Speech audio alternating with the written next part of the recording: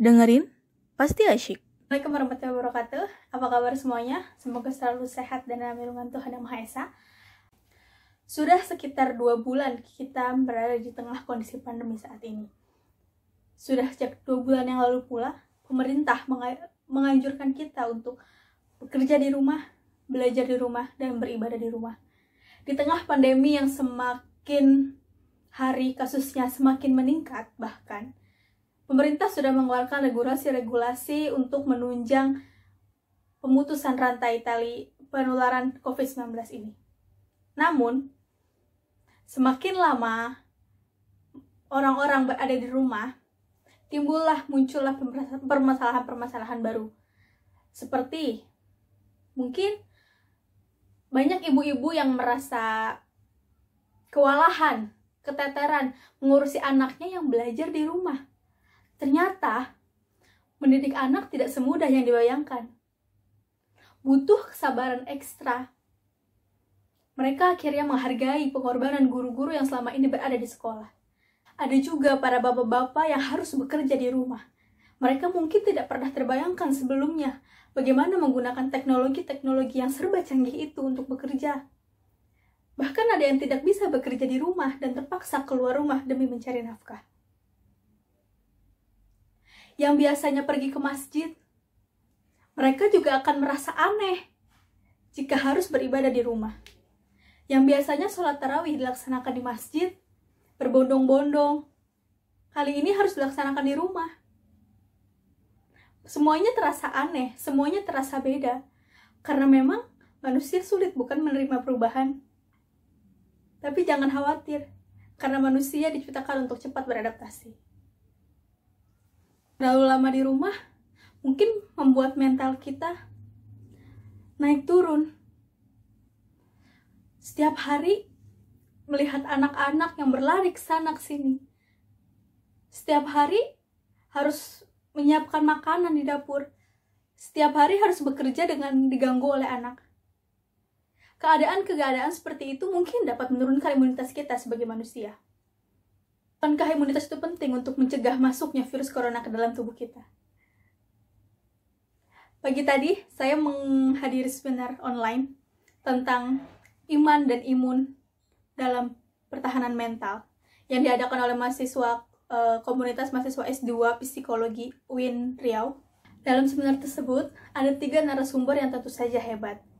Nanti bakal saya kasih tahu linknya di bawah ini, jadi kalian bisa nonton dengan versi secara lengkapnya seminar yang tadi sudah dilaksanakan oleh mahasiswa S2 Psikologi UIN Riau. Saya di sini cuma mau sharing sedikit ilmu yang saya dapat dari hasil seminar tersebut. Rasa marah, rasa cemas, takut, emosi, cemas yang berlebihan, hal-hal itu tuh dapat menurunkan imunitas tubuh manusia.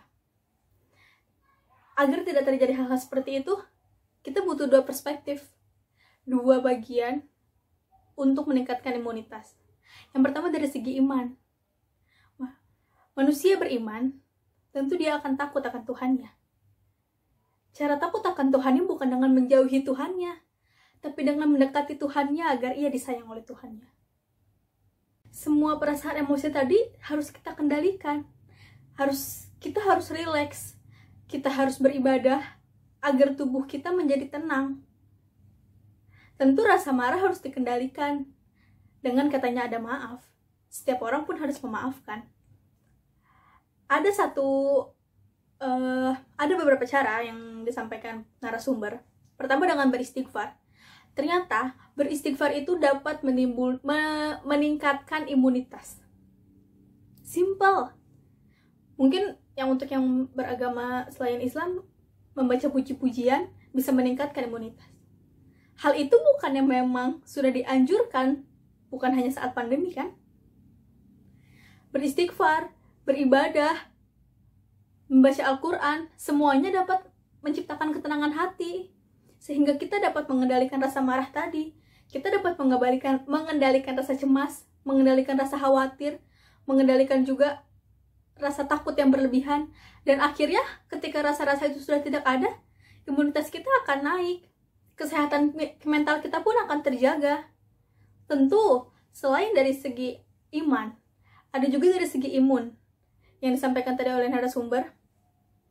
Imunitas dijaga dengan salah satunya menjalankan perintah-perintah, cara-cara yang sudah dianjurkan oleh pemerintah. Berjemur, physical distancing, makan makanan yang sehat. Tentu saja hal-hal ini tuh baik untuk dilakukan. Jangan keluar rumah kalau misalnya tidak perlu. Keluar rumah hanya untuk membeli makanan pokok.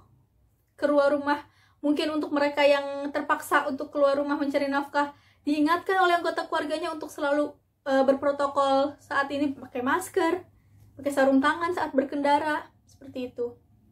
Indonesia ini negara yang kaya akan rempah-rempah. Indonesia ini melimpah buah-buah.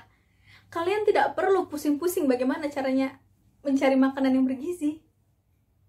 Banyak sekali jamu-jamuan, buah-buahan. Mungkin saatnya kita untuk mengurangi makanan-makanan yang serba instan.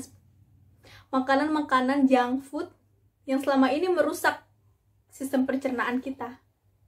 Sehingga dapat menurunkan imunitas, bukan?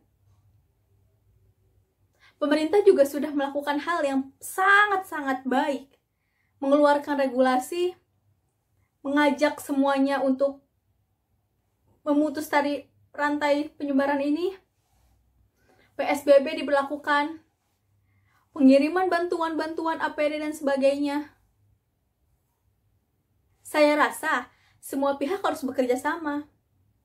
Perlu berbagai macam ikhtiar, bukan hanya ikhtiar sosial, tapi juga ikhtiar agama. Bukan hanya tugas pemerintah, tapi juga tugas semua individu. Mereka tenaga medis berjuang di garda depan. Tapi sesungguhnya kita, setiap individu, berjuang untuk diri kita sendiri dan untuk orang lain agar tidak tertular. Imunitas is the king dalam mencegah masuknya virus corona dalam tubuh kita. Seimbangkan imunitas itu dengan agama.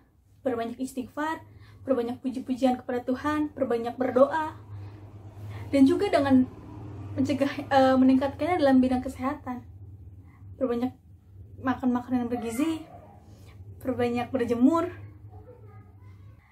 Dan jangan lupa, meskipun di beberapa wilayah sekarang sudah diberlakukan ya PSBB, physical distancing, social distancing, kita tetap tidak boleh melupakan saudara-saudara kita. Tetap harus bantu saudara-saudara kita dengan semampu kita. Karena setiap orang muslim bersaudara, bukan? Cukup sekian dari saya, semoga bermanfaat. Kalian bisa nonton video seminar lengkapnya di YouTube-nya COVID Psikologi. Terima kasih. Assalamualaikum warahmatullahi wabarakatuh. Semoga bermanfaat. Asyik kan?